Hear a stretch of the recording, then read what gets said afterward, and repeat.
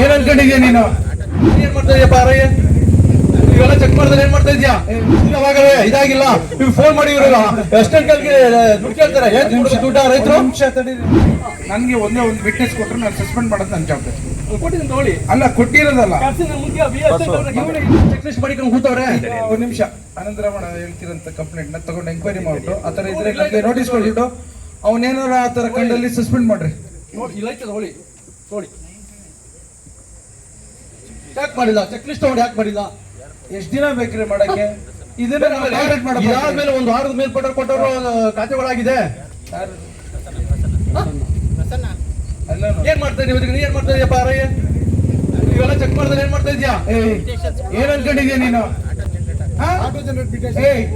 ಯಾಕಾಗಿಲ್ಲ ನೋಡ್ರಿ, 13ನೇ ತಾರೀಕು ಒಂದು ತಿಂಗಳು 2 ದಿವಸ ಆಯ್ತು. ಯಾಕೆ ಆಗಿಲ್ಲ? ಎಷ್ಟು ದಿನ ಬೇಕಪ್ಪ ನಿನ್ಗೆ ಮಾಡಕ್ಕೆ? ಹೇಳ್ತಾರೆ ಯಾಕಾಗಿಲ್ಲ? ಅದರಿಂದ ಅಪ್ಲಿಕೇಶನ್ ಹಾಕ್ಸಿದ್ವಿ, ಅವಾಗಲೇ ಇದಾಗಿಲ್ಲ, ನೀವು ಫೋನ್ ಮಾಡಿ ಇವ್ರಲ್ಲ ಅಷ್ಟೊಂದು ಕಾಲ್ಗೆ ದುಡ್ಡು ಕೇಳ್ತಾರೆ. ಏನ್ ದುಡ್ಡ ರೈತರು? ನಿಮಿಷ ತಡೀರಿ ಅನಂತರಮಣ. ಆಯ್ತು, ಈಗ ನನಗೆ ತಹಸೀಲ್ದಾರ್ ಈ ಕೇಸಲ್ಲಿ ನಾನು ಕೇಳೋದು, ನನಗೆಲ್ಲರಿಗೂ ಒಂದು ನಿಮಿಷ, ನನಗೂ ಇದು ನಾಲೆಜ್ ಬೇಕು. ಈಗ ಪಾವತಿ ಖಾತೆಗೆ ಅಪ್ಲೈ ಮಾಡ್ತಾರೆ, ಏನು ಕಾನೂನು ಚೌಕಟ್ಟಲ್ಲಿ ಎಷ್ಟು ದಿನದಲ್ಲಿ ಅದನ್ನ ರಿಜೆಕ್ಟ್ ಮಾಡೋದು, ಇಲ್ಲ ಅಕ್ಸೆಪ್ಟ್ ಮಾಡೋದು, ಇಲ್ಲ ಹಿಂಬರ ಕೊಡೋದು ಎಷ್ಟು ದಿನದಲ್ಲಿ ಹೇಳು? ಯಾವುದೇ 21 ಭೂಮಿಯಲ್ಲಿ ಜನರೇಟ್ ಆಗಿ ಕೋತಿ ವರಸಿಗೆ 15ನಲ್ಲಿ ಆಟೋಮೆಟೇಷನ್ ಆಗುತ್ತೆ. ಅದೇ ಯಾವುದೇ ಕ್ರಯ ಆಗಿದ್ರು ಸಬ್ ರಿಜಿಸ್ಟ್ರಿಯಿಂದ ತಾಲೂಕು ಆಫೀಸಿಗೆ ಆನ್ಲೈನ್ ಅಪ್ಲಿಕೇಶನ್ ಅಪ್ಲೋಡ್ ಆದ್ಮೇಲೆ ತಾಲೂಕು ಆಫೀಸ್ ಭೂಮಿ ಸುಮ್ಮನೆ 4 ಜನಕ್ಕೆ ಪ್ರಶ್ನೆ ರೈತರು ಉತ್ತರ ಕೊಡುವ. ಯಾಕಂದ್ರೆ ಹೇಳಕ್ಕೆ ಯಾರು ಬೇರೆ ಇಲ್ಲ, ಏನ್ ಮಾಡ್ತಾರೆ ಅಂದ್ರೆ ಇಸ್ಕೊಳ್ಳೋದು. ಒಂದು ಅಲಿಗೇಷನ್ ತೆಗ್ದಿದ್ದೀರಿ, ನನಗೆ ಒಂದೇ ಒಂದು ವಿಟ್ನೆಸ್ ಕೊಟ್ರೆ ನಾನು ಸಸ್ಪೆಂಡ್ ಮಾಡೋದು ನನ್ನ ಜವಾಬ್ದಾರಿ. ಕೊಟ್ಟಿದ್ದೀನಿ ನೋಡಿ. ಅಲ್ಲ ಕೊಟ್ಟಿರೋದಲ್ಲ, ಇವನೇ ಇಲ್ಲಿದಾನಲ್ಲ ಅಂತ ಹೇಳ್ಸಿ. ಈಗ